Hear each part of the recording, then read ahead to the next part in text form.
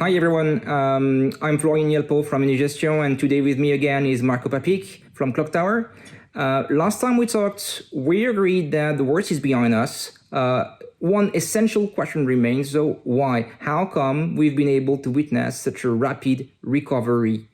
In our opinion, and I'm going to kickstart if you don't mind, Marko, three reasons: large debt, lower rates for the foreseeable future. We've put together two charts on the slide that should be in front of you now.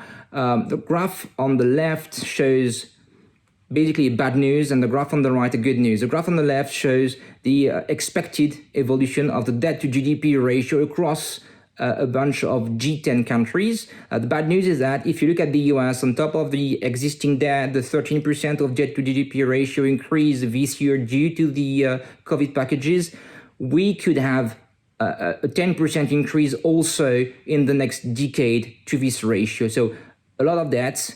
And the good news is on the graph on the right that shows the evolution of rates through time across the G10 compared to Japan. Rates are low, and they should be low for the foreseeable future. From that, we reach two conclusions. The first one is that on our end, bonds have lost a lot of their appeal. Their appeal is usually carry and protective power during bad periods, during equity downturns. With very low rates, the carry is almost gone, and the protective power also is usually much lower in that situation. At least that's the experience of the Japanese economy. The second element is, of course, that we need to look for diversifiers. In our perspective, we need to look for something alternative to what bonds used to be playing as a role in your portfolio, and we think that tailor strategies is the way forward in our perspective, and we've added such strategies to our investment solutions. Now, Marko, how do you see the impact of this huge pile of debt, this move from this Washington consensus to something else, and how do you name this something else? Awesome. Great. Well, I think mostly I agree with you. It's just that I don't think we will see Japanification, because what's basically happened is there's this underswell of political demands, especially in the US, for greater involvement of the government in the economy.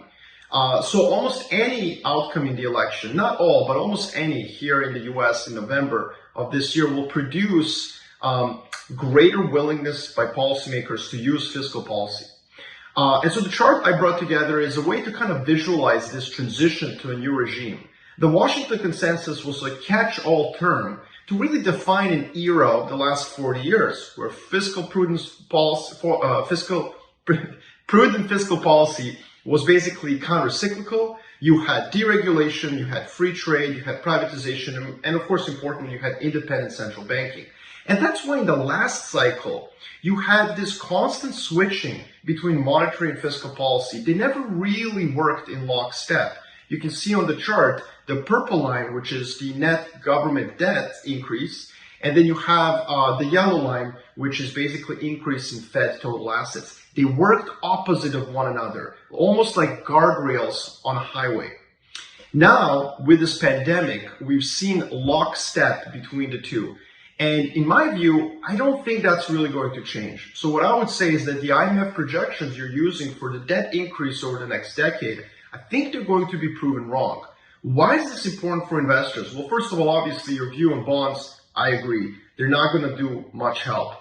But more importantly, I think that this is going to set the stage for outperformance of more cyclical type of assets, such as emerging markets and commodities. Two asset classes that for most investors have kind of been dead since 2015 at least. Okay, Marko. Yeah, I hear you. So this time we have a slight disagreement. We see the world becoming Japan, and you see this Buenos Aires consensus getting the upper hand with very different consequences, because this Japanification of the world implies a stable debt to GDP ratio, which needs constraints on demand, which will weigh on equities. And on your end, you're seeing something different, which is the Buenos Aires consensus, which means expanding debt to GDP ratio, sustaining the growth in financial assets. I think it makes a very different type of environment, which have in common one thing: bonds have lost a large portion of their appeal through the COVID crisis.